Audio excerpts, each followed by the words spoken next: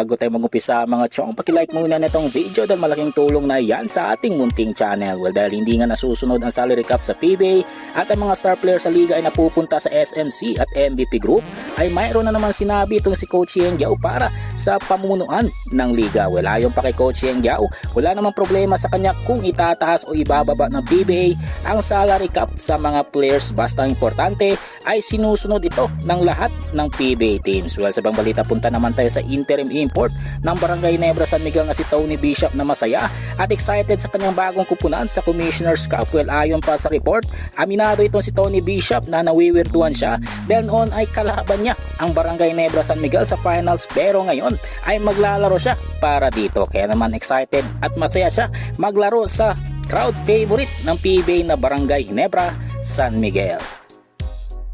Muli sa ating balita mga chong, patungkol naman sa Northport Batangier na nagdagdag ng bagong player sa kanilang lineup next season. Well, ayon pa sa report, binigyan ng 1-year deal contract ng Northport Batangier ang rookie na si John Amores noong Martes 5 araw bago magsimula ang PBA Commissioner's Cup. Kung ating matatandaan mga chong, itong si John Amores ay naging viral noon dahil sa punching incident sa laban ng JRU Heavy Bombers at College of St. Benilde ng NCAA Men's Basketball. Well mga chong, hanggang dito na lang ang ating balitang PBA at syempre huwag kalimutan mag-subscribe at i-like itong video bilang pagsuporta. So this is Channel B. Once again, I'm out.